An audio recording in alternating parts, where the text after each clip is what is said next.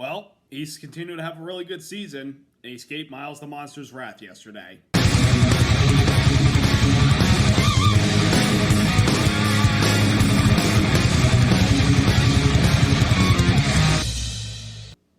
Hey there, race fans. It's Race Day Top 5 with me, Frank 5. Dover Motor Speedway. It's fast. It's treacherous at times. That 1 mile of concrete can do anything to a driver. Miles the Monster can reach out and grab you at any moment. But most drivers yesterday were able to avoid a lot of calamity, except a few.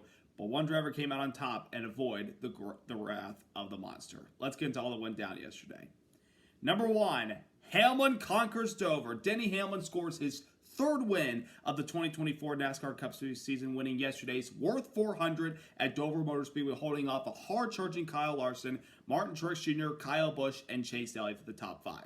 Denny Hamlin in the past has always been known to run really well at Dover, but then there have been many opportunities in the past where he hadn't been able to pull through and win a race. Well, he was able to get a Dover win back in 2020. That was a couple years ago when we didn't have fans or the COVID policy was in place. But yesterday, he was able to get his second win at the track. Qualified well, ran in the top 10 for a good part of the early race. And then when we got to stage 2, he found himself inside the top 5, but could never really get that track position that he needed to have a chance to have one of the best cars out front. That is until the final stage, as we closed out stage 2, and everybody came to pit road for their pit stops. Hamlin's pit crew got him out pit road first, and that track position really helped turn his car up, because that thing out front in clean air was a rocket ship. He got out there, the first 30, 40, 50 laps of a run, he was untouchable. Then we had a cycle of green flag pit stops, and then a caution came out during that, and that allowed Kyle Larson, the guy who Hamlin was racing for the lead at the time, to get in front of him on pit stops and hold that spot. But then on a restart, Hamlin got a good launch off of turn number 2 and took the lead from Kyle Larson just as a wreck occurred from behind. And Hamlin held the lead for the rest of the race. Now, as we got closer to the end of the race, and when he got closer to some of the slower cars, lapped cars on the track, Kyle Larson was beginning to reel in Denny Hamlin like a fishing rod reeling in a fish when you're out on the water trying to get some dinner. Hamlin was doing everything in his power to keep that 5 car back, and he did a great job. I mean, he was able to go up high and block the lanes that Larson was good at, which is up in the upper groove through 1 and 2 and 3 and 4. 1 and 2 was where Denny Hamlin didn't really have a good time trying to hold back the 5 car, but 3 and 4 worked to perfection for Denny Hamlin as far as aero blocking the 5 car from behind, and is able to bring home his third win of the season. I mean, once again, you could say whatever you want about Denny Hamlin, but he's a talented race car driver. He got his 54th career win in the Cup Series, tying him 12th all-time on the wins list with the great Lee Petty. That's a big milestone for Denny Hamlin. Of course, all the wins he's accumulated through his career, he gets to tie one of the great ones of NASCAR for 12th on the all-time win list. And again, this could be his year to win the championship, but just got to be able to stay strong throughout the entire year and not have any mistakes. And yesterday, it was a mistake-free race from the 11 car, and that's what got them to victory lane, as well as having that elite pit crew on pit road. So a nice win yesterday by Denny Hamlin and the 11 team. Number 2, Larson falls short. Man, Kyle Larson thought he had it yesterday battling his good buddy Denny Hamlin. Now, Larson started the race in the 21st spot. They didn't qualify well, but I had the assumption they set the car up for a race setup instead of a qualifying setup. And that's exactly on point, because when they dropped the green flag, that 5 car, as deep as he started in the field, he came flying up there and got inside the top 10 by the time we got our first caution in the early part of stage 1. Then he found himself inside the top 10, and he had one of the quickest cars. And in stage 2, he was on a completely different level. When we got into those long runs and the entire stage 2 went caution free, the 5 car showed he was the guy to beat. He was a literal rocket ship out there with the clean air, and especially with those long runs were his best friend. And that led him to winning stage number 2, even though he had a little bit of a battle with his teammate Alex Bowman out there for the stage win. And Bowman wasn't particularly happy with the way Larson was racing him at the end of that stage, but at the same time, you're going for a stage win and you're trying to get those bonus points. This isn't, here, I'll let you have the spot. This is, no, we're racing each other. This isn't a friendly game. This is a race right now. And Larson didn't want to give up his track position. I don't blame him for it. He wants to keep that lead out there because of how good his car was. But then he lost the lead at the pit stops at the end of stage 2 to start the final stage to Denny Hamlin, but he regained that spot he needed to beat Denny Hamlin off pit road during the middle of green flag stops in the last stage until the caution came out during that sequence for Ricky Stenhouse Jr. hitting the door of Josh Berry on the backstretch, leaving pit road and bringing out the yellow. Larson was in front of the 11 car, and it looked like the race was going to be his. But on the restart, Hamlin got the better of Larson and was able to pass him just as the caution came out for the right behind him. And Larson, after that final restart, gave it everything he could to try to reel in Hamlin. Again, he ran the high lines through 1 and 2 and 3 and 4 and was continuing to gain and gain and gain on the 11 car, as well as those lap cars being in front and Hamlin catching them at the not so best time in the racetrack. But unfortunately, Hamlin was using the blocking schemes, and aero blocking kind of really played havoc for Kyle Larson to try to do anything to try to get to hit the back bumper of the 11 car and maybe try to move him out of the way, get him a little bit aero loose and move him so he could have a shot to dive to the inside or the outside. But again, it was a good effort by the 5 car nonetheless. I know they would have loved to have tried to win the race yesterday, but at the end of the day, they had a good battle with his good buddy Denny Hamlin. Even though they've had some run-ins in the past for race wins, like at Kansas last year, Pocono in the summer, where a lot of fans were really not happy with Denny Hamlin at the time, even as polarizing he was that day, everybody really disliked him and how he raced Kyle Larson at the very end. They have respect for each other when they're racing each other on the racetrack, even though there have been times where maybe the respect was thrown out the window, they still find a way to gain it back. And they're good friends. So they race each other with respect on the track yesterday, and it put on a good show for the fans. Even though we didn't have a side-by-side battle for the win, the anticipation and the excitement to see who was going to get the best of who at the very end was so much fun to watch. And I think Kyle Larson can appreciate the run that he gave yesterday to try to get that win. So solid run by Kyle Larson in the 5 team. Number 3, solid results for some of our former Cup champions and former winners at Dover. Martin Truex Jr. came home with a 3rd place finish. Kyle Busch came home with a 4th place finish. And starting deep in the pack, Chase Elliott comes home with a 5th place finish. Kicking it off with Martin Truex Jr., of course, the defending winner of this race, trying to make it a Truex sweep again of the weekend because his brother Ryan won Saturday's thrilling Xfinity race at the very end. Those last 20 laps were entertaining and had me on the edge of my seat the entire time. But Martin Truex Jr. was hoping to replicate and join his brother for another Truex sweep of the weekend at the Monster Mile. Of course, the Truex is from Mayetta, New Jersey. That's relatively close to Dover Speedway, so you can call it their home track. Martin Truex Jr. at the beginning of the race yesterday had a great race car. He won Stage 1, and Stage 2, he stayed up there, but kind of fell behind a few spots as we got into a long run, which I don't think the long runs were Truex's bread and butter yesterday. More so like 30, 40, 50 laps of a short run were good for him, but when we got a little bit farther past 50 laps, I think his car was struggling a little bit. At the beginning of the final stage, I think the nail in the coffin that kind of took him out of a chance to win was on the restart, a little bit of a stack up in front of him. He ran into the back of the 48 of Alex Bowman, and that left a little bit of a hole in the front of his nose, and I felt like that's a big aero disadvantage. I felt like he was going to struggle and fade further and further through the pack and would not be a factor at all yesterday.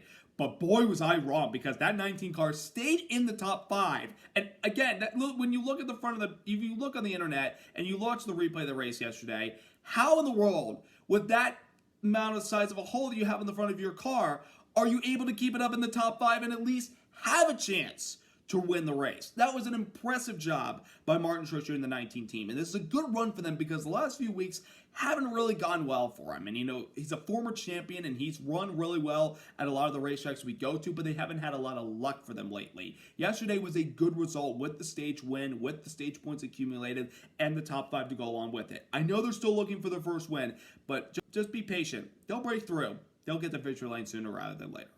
Then we go to our pole sitter, Kyle Busch, who the last couple of races, he's really needed to get a good run under his belt because they have not had a lot of luck. They've not had a lot of fast cars this year, and they've had tons of mistakes on pit road, which have costed them opportunities to finish well inside the top 5 or top 10, given where they were running at the time of the race. The last mistake-free race I can remember for Kyle Busch this year was Atlanta. Obviously, Atlanta, and the way it runs now, where we run that track in a big group of cars, even though handling's become a major factor now, as we've gotten some age on the track, he ran up there a lot of the race and was part of that thrilling 3-wide photo finish at the line with Daniel Suarez, the eventual winner, and Ryan Blaney. But yesterday was a big day for Kyle Busch. After qualifying on the pole Saturday, I had hoped that can he put together a clean race and run up there all day long. He did just that. He led the first 34 laps, then he lost the lead, but he stayed within the top 5 to 10th place range for a lot of the race yesterday. He only fell outside the top 10, I think, once. The lowest part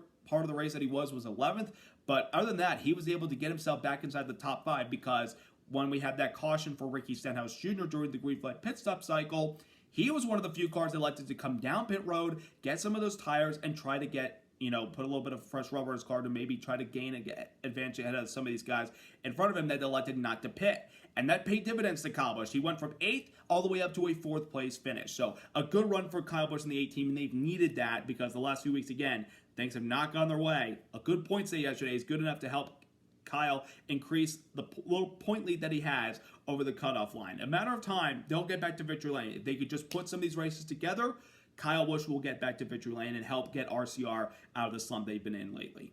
And then we have Chase Elliott, who, of course, very solid at Dover. Ever since he's come to this track in his Cup career in 2016, he's figured this place out. He's really been good at this racetrack. Yesterday, he, like Kyle Larson, he started deep in the pack. He qualified 29th. I don't think the car was set up for qualifying per se because they knew that the track conditions on Sunday were going to change. It was going to be a lot hotter out there with the clear blue skies that we had and the increase in temperature. Plus, I think they had their car set up for a race setup.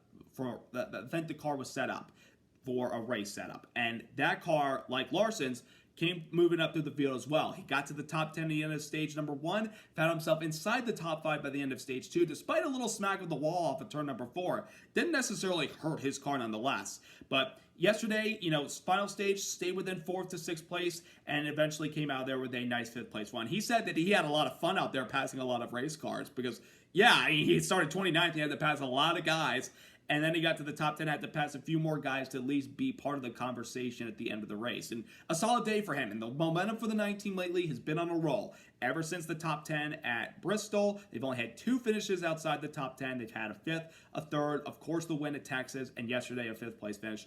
Chase Elliott's getting his mojo back, folks. He's going to be really, really dangerous as we get further and further into the season. But a good day by all 3 former champions yesterday. Number 4. Very impressive runs for Noah Gragson and Daniel Hemrick. Yeah, you heard me right. Kicking off with Noah Gragson, they qualified inside the top 5 during Saturday's session. I mean, he had really good speed in the race car and kind of stayed in the top 10 for the early part of stage number 1. But then he kind of faded to the top 15, and then all of stage 2, they hovered around 16th to 18th place. Didn't look like the car was set up well under that.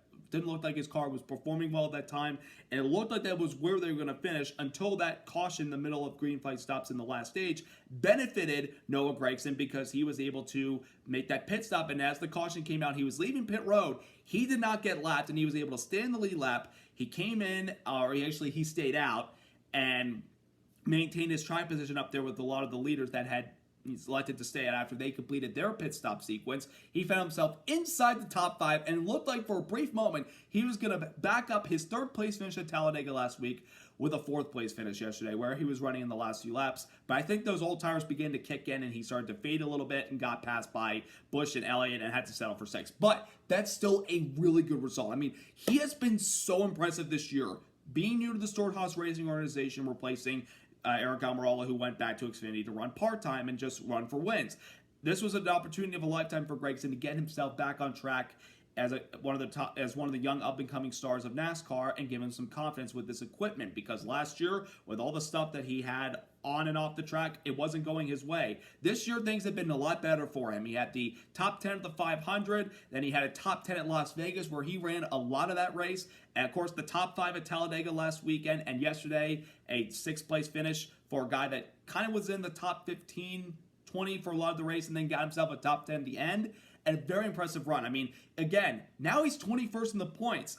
Remember what happened in Atlanta. 35 points deducted because of an infringement. Same thing happened to his other teammate, Ryan Preece. Noah Gragson, you give him back all those 35 points, he'd be 19th in the point standings right now.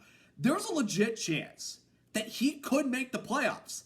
A little more consistency, and we start seeing them further and further up through the field, and if luck goes their way, they could win a race before these playoffs begin. I know I'm maybe going a little bit off on a reach right there, but what Noah Gragson has done this year, I mean, Chase Briscoe has been consistent this season, But Noah Gragson has also really turned it up this year. He's done an amazing job, and I'm really happy for him, and I hope he keeps his momentum up going because he's a young driver with a lot of potential, and he's a lot of fun to listen to. And then we go to Daniel Hemrick, who, of course, Colleague Racing, they have had a struggle of a year. They got their first top 10 last week at Talladega, and yesterday they kind of ran within the top 20 to 25 for a lot of the race, which is, for their standards for a lot of the years it's been running pretty well. They were the ones that benefited, like Noah Gragson, for that caution in the middle of green flag stops in the last stage. They were able to come in and get their tires, stay on the lead lap, and kind of cycle out with everybody else who they weren't running with a lot of the day. A lot of the Hendrick cars and the Gibbs cars, they were running back where some of the Penske cars were, where some of the other Stewart-Haas cars were, and the Legacy Motor Club cars.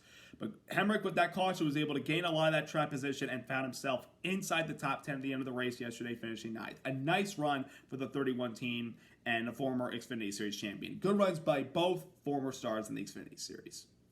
And number 5, the racing at Dover. Track position and passing.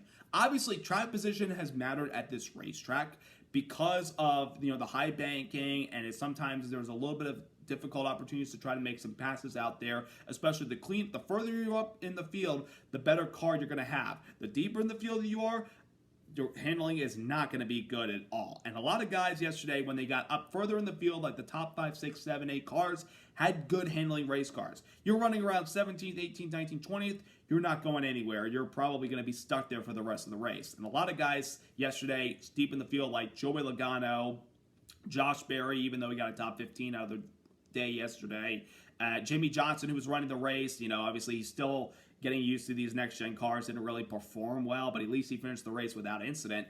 A lot of those guys really weren't able to make a lot of gains in their car yesterday, unlike some of the guys further up through the field. However, there was a good amount of passing yesterday, not only on the restarts, but when we got further into a run and, the handling became a factor and we started to get into long green flag runs, there would be some passing out there, especially on pit road when these guys, elected to pit a little bit early, like what happened in Martinsville. You come in and pit early, you gain a few extra tenths on the guy in front of you, and you might even be able to vault over him, or the guy in front of you if he stays out a little bit too long. Again, track position matter, but a fair amount of passing yesterday. One of the better Dover races that we've seen in quite some time. And I thoroughly enjoyed it. Dover has really benefited, I think, from this next-gen car because the Gen 4 era, the box car, the car tomorrow, they weren't the best to watch here at Dover. The Gen 6 cars, they were pretty good. They improved the racing a little bit. These next-gen cars at Dover, they've been very fun to watch, and I thoroughly enjoyed it, and I'm glad to see Dover Motor Speedway getting a lot more attention for the racing that we've had since the next-gen car.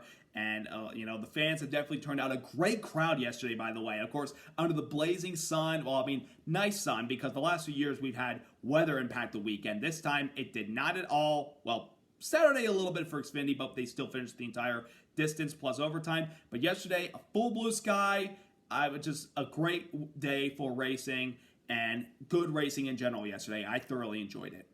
Another quick note I want to mention, we wish the best for Eric Jones and his recovery. Of course, if you remember last weekend at Talladega, late in the race, the Toyotas were running with each other, and they decided to pit during the green flag, and when they were all running together, there was an incident in turn 3 that sent 4 of their cars out of the race, and the one that took the biggest hit was Eric Jones hitting the wall at about 70 Gs, and unfortunately, he suffered a compressed fracture in his lower vertebrae, and that forced him to sit out this weekend's race at Dover Speedway. Now, we don't know exactly when Eric Jones is supposed to come back. There's a slight chance he could be racing this upcoming Sunday at Kansas, but that's for the doctors to decide, and hopefully we wish the best for Eric Jones because as much as we want to see this guy race, we want him to at least walk for the rest of his life because, these vertebrae injuries are pretty nasty injuries and you don't want to have them. So I wish Eric Jones the best in his recovery, and we hope to have him back in the 43 car as soon as possible. Stepping in for him this weekend was NASCAR Craftsman Truck Series driver Corey Heim, who is a developmental